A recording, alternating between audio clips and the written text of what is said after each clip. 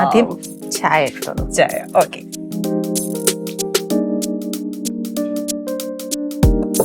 ഇതെന്നാന്നറിയോ, first ഞാൻ തരാൻ പോന്നേ, ഇത് നമ്മുടെ ഓണം സ്പെഷ്യൽ അടയാ.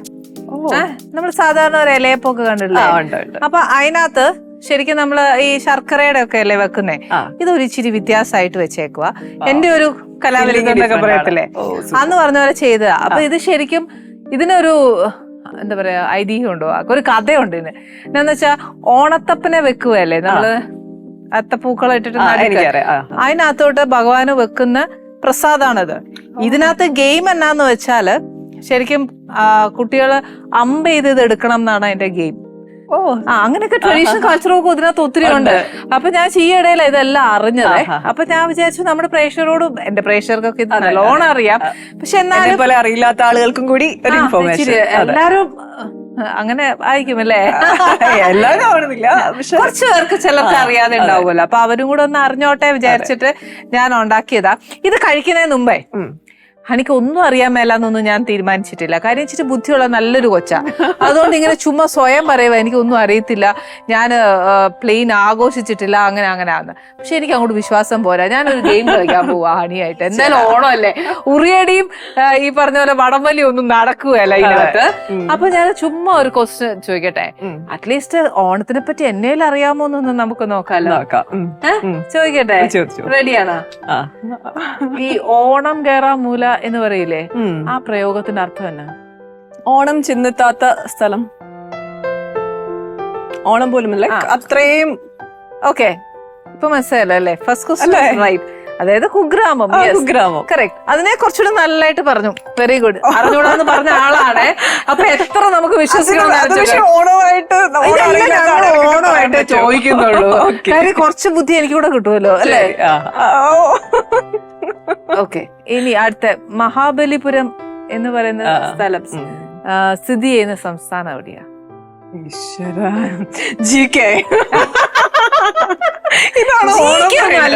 എല്ലാവർക്കും അറിയാന്ന്. ചെന്നൈ. ഓക്കെ, അപ്പൊ സെക്കൻഡ് ക്വസ്റ്റ്യൻ ഇസ് ഓക്കെ. അപ്പം ഒന്നും അറിഞ്ഞൂടാ എന്ന് പറഞ്ഞാല് രണ്ടാമത്തെ ഉത്തരം. ഓക്കെ ഓക്കെ, ഇനി തേർഡ് ക്വസ്റ്റ്യൻ ചോദിക്കട്ടെ. ഓണപ്പൂ എന്ന് പറയുന്ന പൂ ഏതാ? എനിക്കെല്ലാം ഓണപ്പൂവാ. ഓണത്തിന് നമ്മളെല്ലാം എന്നാലും ആണോ? 3 പിന്നെ പറയാം കറക്റ്റ് ആണോ അല്ലേന്ന്. പിന്നെ ഓണം പോലെ ഐശ്വര്യമുള്ള ഒരു നാട് എന്ന് വിശ്വസിക്കുന്ന ഒരു നാട് ഏത്? എന്റെ നാട് തൊടുപുഴ മൂലമറ്റം. ഭയങ്കര നല്ല നാടാ. പക്ഷെ അത് ഉത്തരവാവുന്നില്ലല്ലോ. അയ്യോ, ഉത്തരം പറയാം. ഓണം പോലെ നല്ല നാടോ? ഓടനാട്. അങ്ങനെ ഒരു സ്ഥലം ഉണ്ടോ? സ്ഥലമുണ്ട്. ഓണാട്ടുകരയാണ്. മാറിപ്പോയല്ലേ? അല്ല, വേണമെങ്കിൽ ഇതും ഓടനാട് മുഴുവനൊന്നും കൊടുക്കല്ല. പക്ഷെ ഒരു കാര്യം ഉറപ്പിച്ച് ഞാൻ എന്തായാലും പറയാം, ഒന്നും അറിഞ്ഞൂടാന്ന് പറയുന്നത് ഇനി ആരും വിശ്വസിക്കരുത്. ഒന്നും അറിഞ്ഞൂടാന്നല്ല, സെലിബ്രേറ്റ് ചെയ്യാറില്ല. പക്ഷെ എല്ലാത്തിനും നല്ലതായിട്ട് ഉത്തരം പറഞ്ഞു. ഈ പറഞ്ഞ പോലെ എന്നാ പറയാ, എനിക്ക് ചേച്ചി അങ്ങനെ ചോദിക്കരുത്, ജിക്കാണ് അതല്ലല്ലോ, but still she answered everything അല്ലെ. 10 മാർക്കിൽ ഒരു 9.25 കൊടുക്കില്ലേ ടീച്ചേഴ്സ്? ചെറിയൊരു സ്പെല്ലിംഗ് മിസ്റ്റേക്കിന്റെ പേരിൽ നമ്മളൊരു 4 മാർക്ക് അങ്ങ് കുറച്ചേക്കാം അല്ലെ. Very good. അതുകൊണ്ട് ഞാൻ ഇന്ന് എന്റെ സ്പെഷ്യലായിട്ട് ഉണ്ടാക്കിയ ഈ അട ഒന്ന് സെർവ് ചെയ്യാം. ഒരു കാര്യം ചെയ്തോ, ടിഷ്യൂ എടുത്തോ. ഇത് തനി നാടൻ ഭക്ഷണമാണ്. ചേച്ചി കഴിക്കാൻ കൂടുന്നുണ്ടോ? ഞാനിപ്പോ ഉണ്ടാക്കി ഇങ്ങോട്ട് പോകുന്നതല്ലേ ഉള്ളൂ. അത് കഴിഞ്ഞേച്ചാണ് ഞാൻ ഈ സദ്യ ഉണ്ടാക്കിയത്. കാര്യം പോകുന്നതിന് മുമ്പ് ഒരു ഇച്ചിരി ഓണം ആയതുകൊണ്ട് സദ്യ തന്നേച്ച് വിടണ്ടേ. പിന്നെ അപ്പൊ ആദ്യമായിട്ട് വരുമ്പോ ഒരു ചായയും ഒരു ഇച്ചിരി ഒരു പലഹാരവും ഒക്കെ തരിക. കഴിച്ചു നോക്കട്ടെ. പിന്നെന്താ, മറ്റേ ക്യാരറ്റ് ഹൽവ. അതിന്റെ ഒരു ക്യാരറ്റിന്റെ ഒരു എന്താ പറയാ, വേറെ കുറെ കാര്യങ്ങളും ഒക്കെ ഇതിനകത്ത് ചേരും.